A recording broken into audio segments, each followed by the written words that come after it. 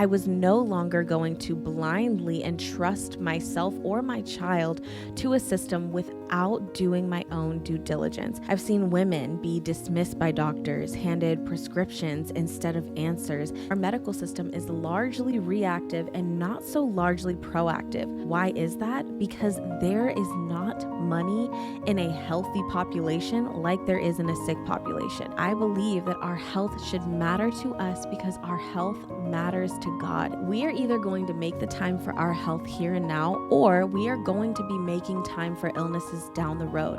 That is just a fact. Our bodies were given to us by God to steward, and it is up to us to steward them well. Welcome back to another episode of A Time to Speak, a show where we are covering all things culture, wellness, personal development, and more from a faith-based perspective. I am your host, John and Nichelle, and I'm so excited for today's episode.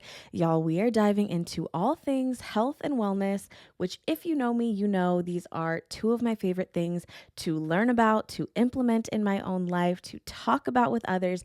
And so I'm so excited for our episode today and to be having this conversation here with you. I truly believe that our health is one of the most important areas of our life that we can steward. And it's also one of the areas that I believe we are largely conditioned to put into somebody else's hands.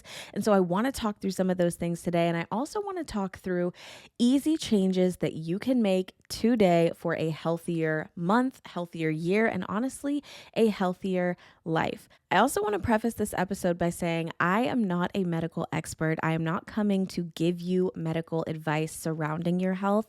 I am someone who is on my own health journey, sharing what I have learned along the way. I am someone who is a mother who fought for my own health to become a mother.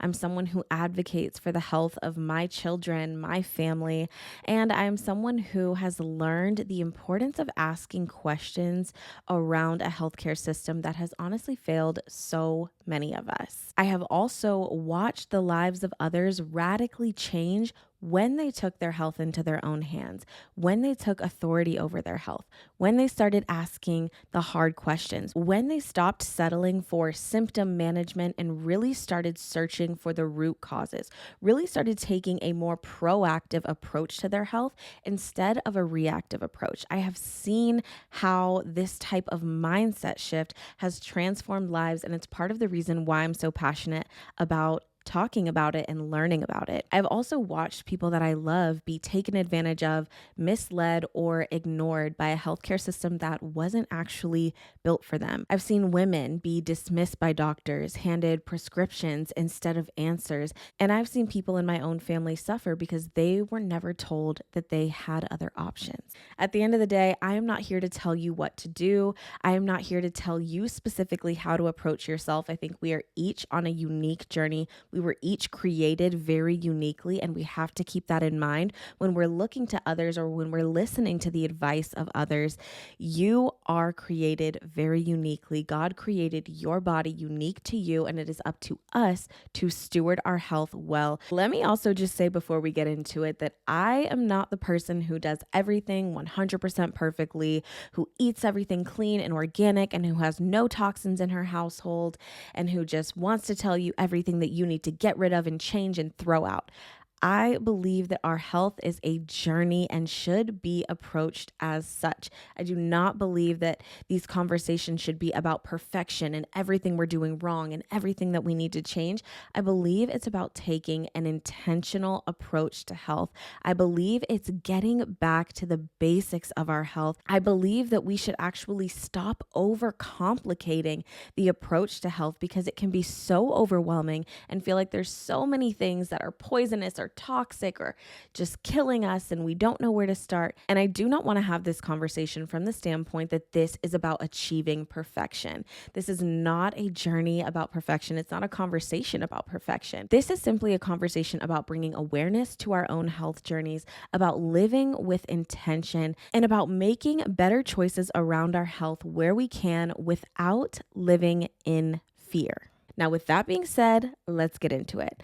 I want to give you a little bit of background about my own health journey and how I even came to be at the point where I approach my health in a different way and where I became more of an advocate for my own health and for my family's health. I would say growing up, I was someone who, like many of us, was raised with a pretty traditional Western view of health. If I was sick, I went to the doctor. The doctor would give me medicine. There were never any questions really around root causes, but more so around what do we need to do to mask or to get rid of the symptoms that are being experienced. And I can remember being in my teenage years and I started dealing with things like cysts and irregular cycles. Even then, I was just told, oh, that's normal. That's a normal part of the journey. Let's get you on birth control. That's what you need to do. If you get on birth control, that'll help. That'll regulate your cycle. That'll help with the hormonal acne. That's what we need to do. You're experiencing these symptoms, and here's the answer. And I remember finding it really interesting, even back then, that there was this one blanket answer of just get on birth control. That'll fix your problems. I don't really remember being asked about the things that I was putting into my body or onto my body or what my lifestyle really looked like outside of the fact that I was a student and that I was an athlete. Beyond that, it was here you go, get on birth control and see you later. And while I didn't really care that much about it as a teenager, as I grew into young adulthood and into adulthood, these things started to matter to me a little bit more. I can remember when I finally made the choice to come off of hormonal birth control and I started experiencing irregular cycles again, cysts again. And when I went back to the doctor to see if there was something that was going on deeper than what I had been told in the past, I was met with the exact same answer. I really recommend that you get back on birth control. That's what's going to help regulate it. If you're not trying to start a family right now, that's going to be your best bet. And if I didn't want to do that, which at the time I didn't, I really wanted to give my body a break. I was relatively dismissed and told, well, that's what I have for you. If you don't want to do that, I don't know what to tell you. But I do remember very specifically a turning point in my life where I started to look at health and look at my own health as a woman from a very different perspective. This actually came by way of my dad and my stepmom, who, when I was around 16 years old, had their first child and went the home birth route of having children, all natural, something that I was completely unfamiliar with at the time. I had never heard of it.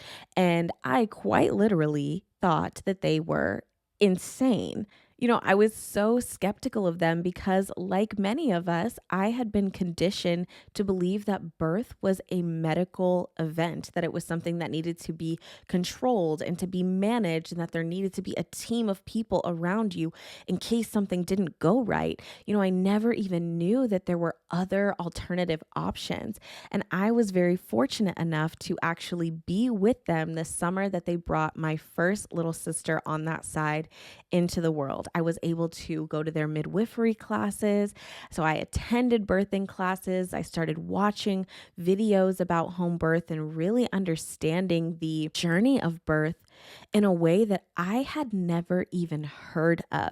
I can specifically remember at one of the birthing classes when we watched this film called The Business of Being Born, and my eyes were completely opened to how much of a business our healthcare system is, when I was just thinking, well, doctors treat sick people and they're here for our health, and that is what it is. I never looked at the business side of things. I never looked at the healthcare industry as an industry like any other business industry, so this was a pivotal point for me because it totally changed the way that I approached health. It was what laid the foundation for how I would approach having babies of my own one day, and why I chose to work with a midwife, and why I'm with a midwife right now, even pregnant with a second baby, planning to have him here at home.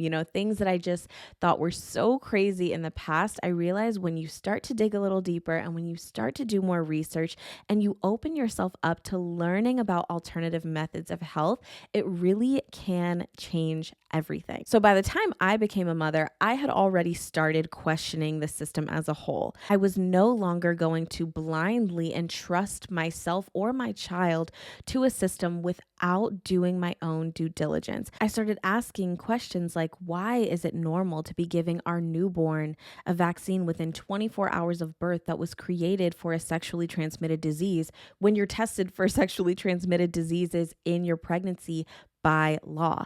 I started questioning why it was normal for small children to receive 25 shots by the age of 2 years old, or why it was largely assumed that the only options for childhood illnesses were prescriptions and medications and endless doctor's visits. I started asking things like why the research on adverse reactions to vaccines was so heavily suppressed. And while we could do a whole episode on that alone, and I would love to do that, I would love to bring on a medical expert to shed some deeper light on some of these issues. I share this because this was the moment in my own journey that really shifted everything for me. And it's something that has really stuck with me as I've gone forward in my life and in my own health journey. Now, let me be very clear. I'm not bringing this up because I'm telling you that you should do this or you shouldn't do that when it comes to your own children.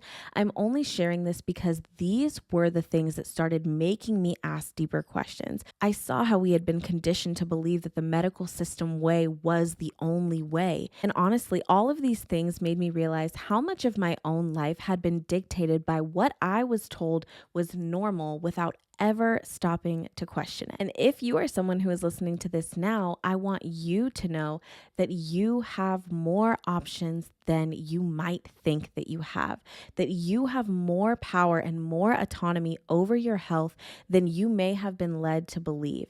And when we can get there, when we can get to the root of that, I do believe that everything changes. This really brings us into our first topic of discussion, in that making any shifts as it relates to your health starts in shifting your mindset around health. Let's be real. Sickness is one of the most profitable industries in our country. And like we touched on before, our medical system is largely reactive and not so largely proactive.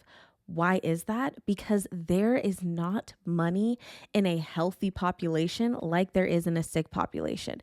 And I know it can sound really crazy to think about how much of our healthcare system revolves around the dollar. But once we start to realize how many things in this country revolve around a dollar, and that's a whole nother conversation for another day, it really changes the game and how we think about life in general. There's a couple of stats that I jotted down that I want to share with you. The average American is on 4 prescription medications by age 50.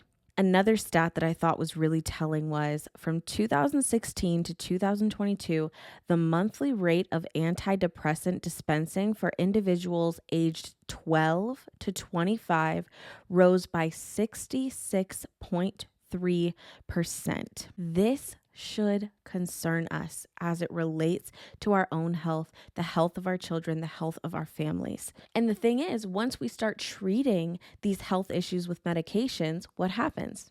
There's often side effects. And what do we do with those side effects? We treat them with more medication. It's a cycle, and we really have to ask ourselves, who is this cycle benefiting at the end of the day? Our health should be about optimizing, not just about managing symptoms, but to really step into that, it does require us to shift our minds around the way that we think about our health. I also just want to touch on the fact that there is so much power in an integrative approach to health. I've seen so many extremes when it comes to health, and I think sometimes it's very beneficial for us to get back to somewhere in the middle. There's the people who are totally anti-Western medicine. They think Western medicine is the worst thing in the world and everything should be treated holistically and naturally. And then there are the people who think that Western medicine is God's greatest gift to earth. We should look to Western medicine for everything. There's a prescription for just about anything, and that's the way that we should treat our health. But in reality, there is such a power to taking a both and approach when it comes to our health. You know, I am someone where, yes, I am going to look into the most natural, the most holistic method for my health when possible. But should I need a major surgery, should I need a medical intervention, I am thanking God for technological advancements in our Western medicine and what we are able to do with technology and with science as it has evolved up until this point.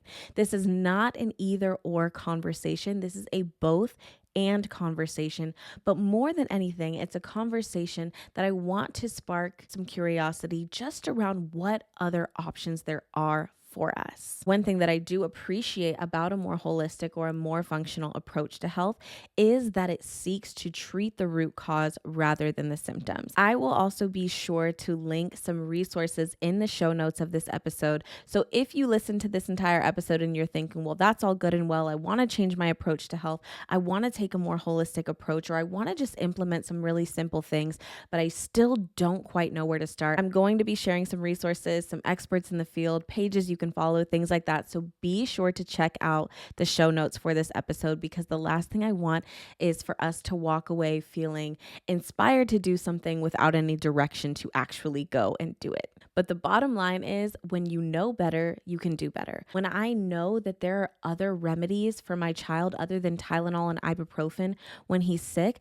then I can do things like an Epsom salt bath, or reach for elderberry, vitamin C, magnesium, homeopathy like belladonna, or different supplements that I could give him. When I know that conventional cleaning products contain endocrine disruptors and hormone disruptors, then I can do things and I can swap out products to create a more non-toxic atmosphere in my own home. When I know that hormonal birth control doesn't fix irregular cycles, then I can start looking into the deeper root, getting blood work done, and seeking out alternative options to take those matters into my own hands. Or when I know that America allows thousands of chemicals in our food that are banned in other countries, then I can stop assuming that FDA approved means safe, and I can look into better alternatives for myself and for my family. All right, so we have talked about shifting our mindset around health, asking the hard questions, taking a more holistic approach. I've shared a little bit about my own journey, and now I want to get into the actionable, tangible steps that we could all be taking today for a healthier year and for a healthier life, starting with prioritizing free, simple health habits and healthy rhythms. I'm talking the basics. I'm talking sunlight, exercise, breathing, hydration. These are some of the things that are so often overlooked, and why I said before, I want us to get back to the basics of health, because these are some completely actionable steps that each and every one of us could be taking today. A couple of stats that I want to share here. 42% of Americans are vitamin D deficient. 75% of Americans are chronically dehydrated.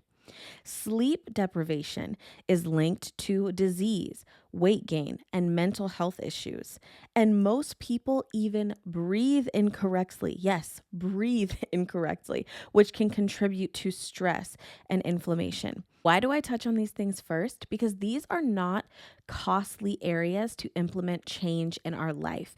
And so often our focus is on what we can't do, or we think that living a healthy lifestyle is too expensive and we can't afford it, but we neglect things like getting a good night's sleep, or getting adequate sunlight, or hydrating ourselves with enough water throughout the day and electrolytes throughout the day. And so I really want to start here, because I believe that if we could just get back to the basics, we would realize that our health is so much more in our own hands than we often are led to believe that it is. Can you step outside into the sunlight for 15 minutes a day? Can you reach for a glass of water before you reach for a cup of coffee in the morning? Can you prioritize your sleep? Can you take 5 minutes in the morning for gratitude and prayer? Instead of looking at what we can't do, I want us to ask ourselves what we can do. Can we start small? Now, I do think a lot of times things like this can be easier said than done, because with anything, implementing new habits into our life is a process of its own. I understand that even implementing things like more hydration, more movement in your body, more sunlight can seem like very easy concepts, but that doesn't mean that they're necessarily that easy to implement. And so I want us to remember that we don't have to make a massive change or massive changes all at once. We can start small. Maybe on your lunch break at work, instead of going into your car and eating lunch there, going into the break room, you take 10 minutes of that break and you take a lap around your building just to get your body moving and to get a little bit of sunlight. Maybe you keep a water bottle with you and you set a goal for yourself of how much water you want to consume on a day-to-day basis. Whatever it looks like for you is going to be different than what it looks like for the next person, but you have to start somewhere, and you can start small. Never underestimate how much of a massive impact the small changes in your day-to-day can make on your overall life. Here are some of the things that I commonly hear people say that they can't do, and I just want to challenge that perspective a little bit. I often hear people say, well, I can't eat healthy because organic food is too expensive. But the reality is that eating some whole foods is better than eating none. You can start small. You can start shopping the perimeter of the store. I don't know if you've ever heard that before, but a lot of health experts will say shop the perimeter. What's at the perimeter of the grocery store? The most fresh items, things that are less processed. You get what I'm saying. So shop the perimeter of the store. Try to avoid processed foods when you can, and understand that your health is an investment. You can start small, and doing something is better than doing nothing. I hear people say, well, I don't have time to exercise. And in reality, you have time for what you make time for. I have an exercise for us even right now. If you are listening to this episode, I encourage you to pause, go to your screen time settings on your phone, and just look at how many hours or minutes, whatever it is in the day, that you spend on social media apps or that you spend on your phone. I know when I first did this, I was absolutely shocked at how much time I was on my phone. And it really made me think about how much time I say I don't have for certain things when I certainly have time to be on my phone. So again, you have time for what you prioritize. Another one I hear is, I can't get more sleep because my schedule is just too busy. And the reality of it is that sleep is non-negotiable. It is not just rest. It is how your body rejuvenates and heals itself. Now listen, I am the mom of a toddler. I am headed into my 3rd trimester of pregnancy. Pretty soon I will have a newborn in my arms. I understand that not everything is black and white, okay? There are seasons where rest just does not come in the way that it used to. And I believe that God graces us for each and every season of our life. But that doesn't mean we shouldn't be prioritizing our rest when we can. I know that in those newborn trenches, yes, I'm not going to have as much sleep as I usually would, but that doesn't mean that as a whole in my life, I'm not going to prioritize my rest. Sleep is so crucial to our health.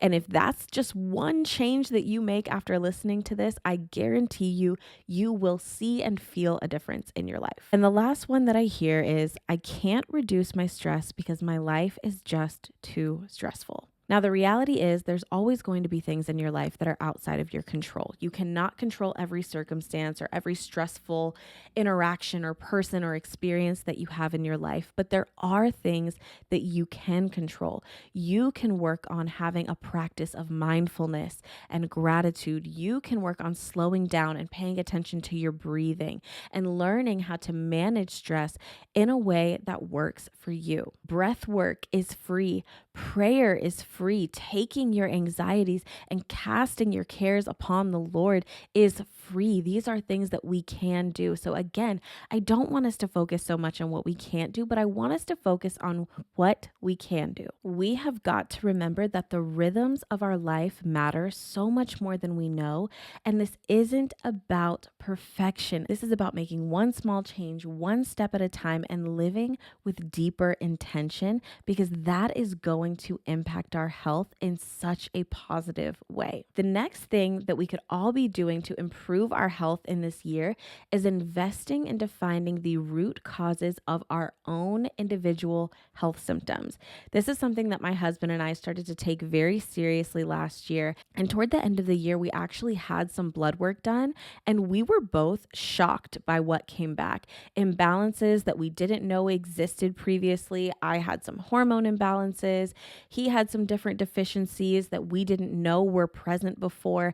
And it really has helped us because now we can take the approach that is different and unique for each of us, but that's going to best serve us on our own journey. This is something that I actually recommended to a friend lately, and she went and had some blood work done as well. And for the longest, she thought that she was iron deficient, vitamin B12 deficient. And so she was supplementing these things and wondering why she wasn't seeing a lot of progress on her own health journey as it related to the things that she was struggling with.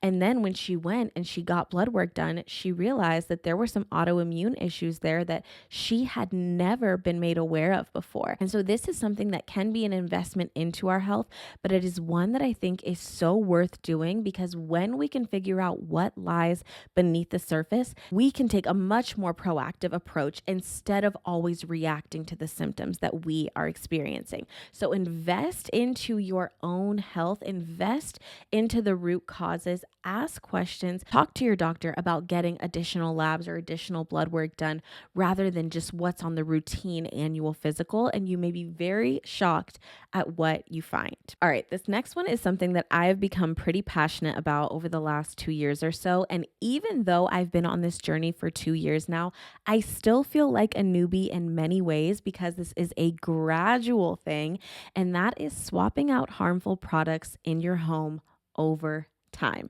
I say over time because for the majority of us, at least I know for me, it was not feasible to find out that there were all these toxic products in my home and just take everything and throw it away and get all new clean products, clean skincare, clean laundry, clean household products.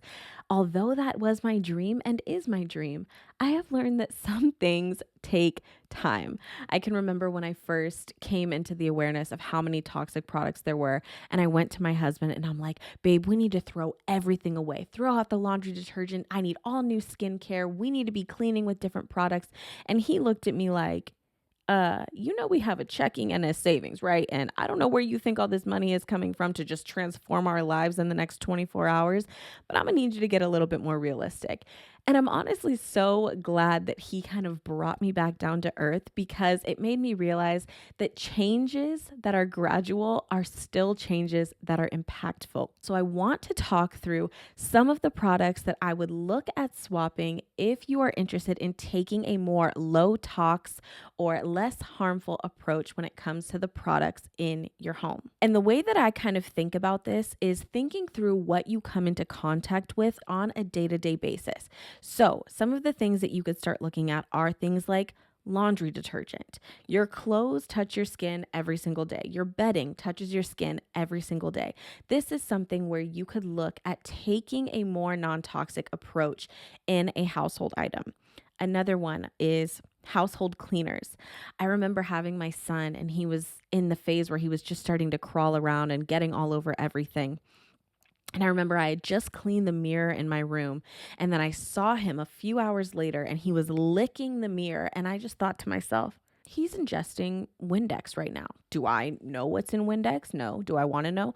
Probably not. It would probably terrify me that my 9-month-old is licking Windex off of the mirror. So think about your cleaning products. I definitely think for me, having kids brought this awareness a lot more to the forefront of my mind, because they're on the floors, they're touching things, they're licking things, they're putting things in their mouth. And so yes, you are going to start to wonder, what exactly is going into my baby's system right now? But I would say household cleaners. So sprays, disinfectants, surface cleaners that contain toxic chemicals or things that can linger in the air. Another one is body care products. So when we think about what's going into our skin, lotions, synthetic fragrances, parabens, different things like this, and we realize how much of an impact that can have on us internally, then we may want to start making small swaps. This is one for me that I really have approached product by product. So for example, I have a body wash. When I run out of that body wash, is there a cleaner option that I can look to for the next time? Or I just ran out of my skincare. Is there a more natural skincare brand that I can look at purchasing? Or I just ran out of my favorite household cleaner. Okay, what can I swap that with? So again, this is swap by swap, one thing at a time. It does not have to be overwhelming. Another one is candles and air fresheners. This is actually huge. I did not realize how much synthetic fragrances can disrupt what's going on the inside of our bodies. And this one was, and honestly still is, so hard for me because I love things that smell good. I love to walk into a place and it just smells amazing, but there are better options. And again, if you are listening to all of these things and you're like, well, I don't know what body wash to buy or what laundry detergent to buy, I will include some resources in the show notes. So be sure to check that out as well because I want us to have some good starting points. But candles and air fresheners, the air fresheners, y'all, they gotta go. The plugins, look into that specifically. There's a ton of research out there, but these synthetic fragrances, we gotta cut them. Another swap that you could look into making is swaps in your cookware.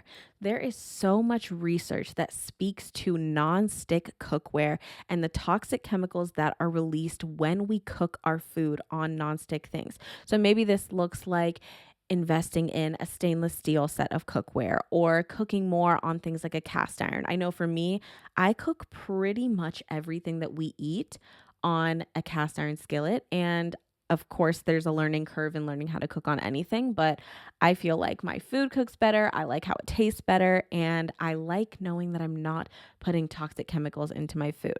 Now, again, I know that that one can be a little bit bigger of an investment, but I just threw it in there to say these are some of the things that I think about when I think, what do I come into contact with on a daily basis? I'm doing laundry, I'm cleaning my house, I'm cooking food, I'm doing these things every day. So when you start to look at where should I make swaps first, these are some of the areas that you can look at.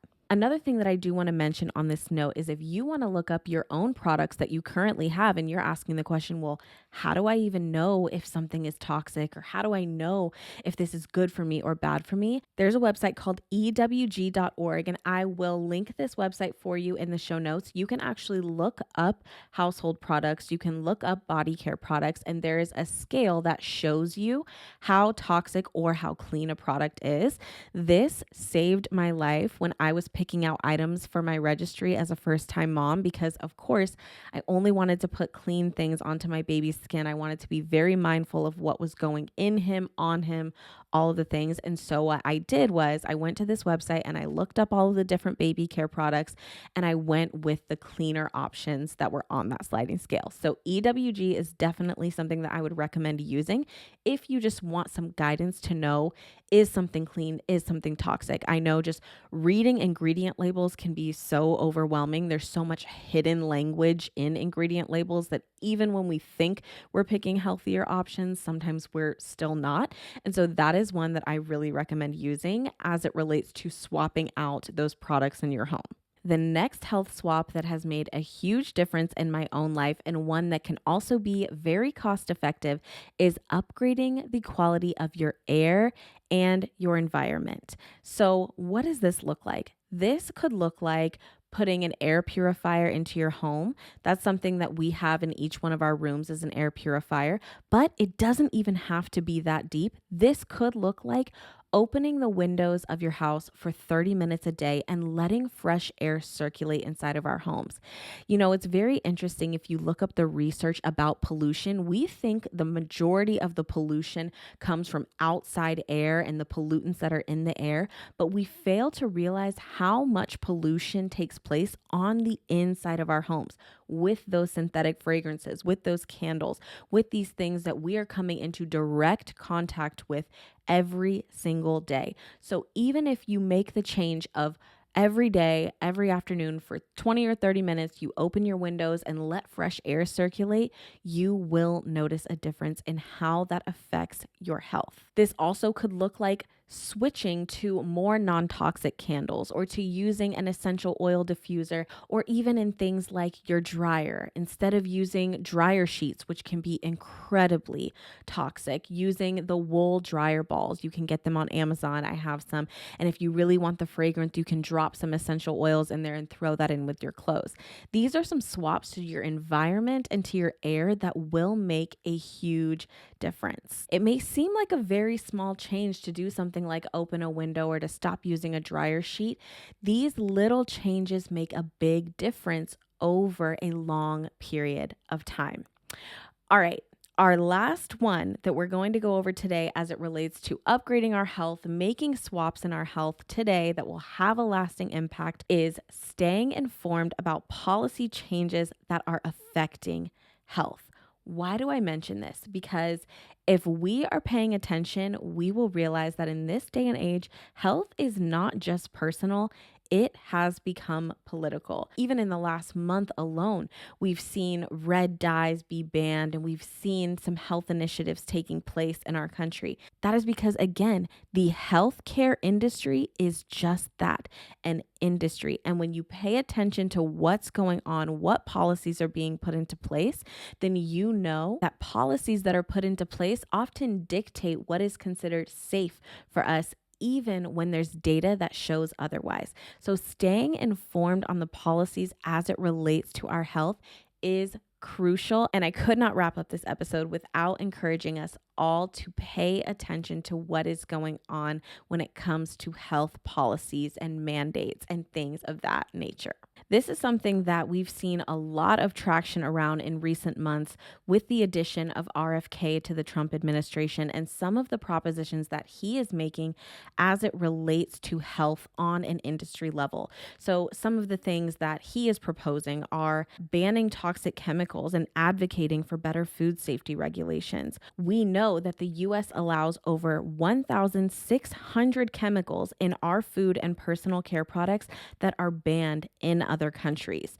And so we saw recent news where the FDA banned red dye number 3, but we have to ask, why was this even legal in our country in the first place? And what still has yet to be banned? Another thing that he's been advocating for is really holding the FDA accountable and ending the corrupt ties between drug companies and regulators. This matters because the same agencies that regulate our food and medicine are funded by the companies that they're supposed to oversee, which is a blatant conflict of interest.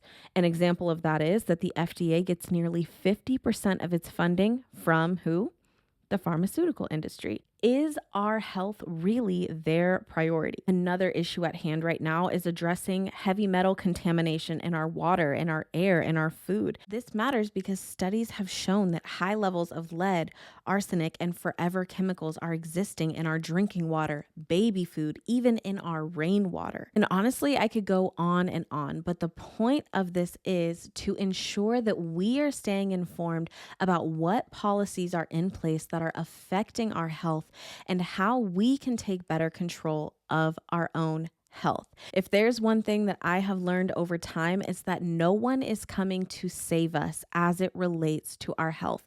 No one is going to care like you are going to care about your health, about your children's health, about your family's health. You are the one responsible for taking your health into your own hands. And again, it does not have to be an overwhelming process. You could choose even one thing just this week that you want to implement on your own health journey. Maybe that is waking up 10 minutes earlier than usual so you can get a stretch in. Maybe that is going on the walk on your lunch break. Maybe that is you ran out of your laundry detergent and you decide to swap it for a new one. Whatever it is, we are not discounting the small changes. Maybe that means your child has come down with a cold and you look up a natural remedy to help treat that cold instead of reaching immediately for the ibuprofen or for the Tylenol. I'm not saying there's not a time and a place, but I'm just saying we can start making small swaps with what we have, where we are, here and now. I believe that our health should matter to us because our health matters to God. If it matters to God, it should matter to me. We are either going to make the time for our health here and now, or we are going to be making time for illnesses down the road. That is just a fact. And at the end of the day, our bodies were given to us by God to steward, and it is up to us to steward them well. So this year, we are no longer focusing on everything that we can't do. We are no longer focusing on everything that is out of our control, but we are looking at what we can do. We are taking small steps, and we are making progress as it relates to our health in this year and in our life. If you have also embarked on your own health journey, I am very curious to hear some of the swaps or changes or mindset shifts that you have made in your own life. I know for me, I feel like I am learning something new every single day, and I'm so grateful for the resources that are available to us, whether that's books, podcasts, accounts on social media. And again, I will link as many resources as I can for those who are just starting out on this health journey. And above all, I am grateful that we get to be on this journey together. I hope this episode has been helpful for you. I would love to hear some of your takeaways or some of your healthy habits that you are implementing in 2025, and I will see you in the next episode.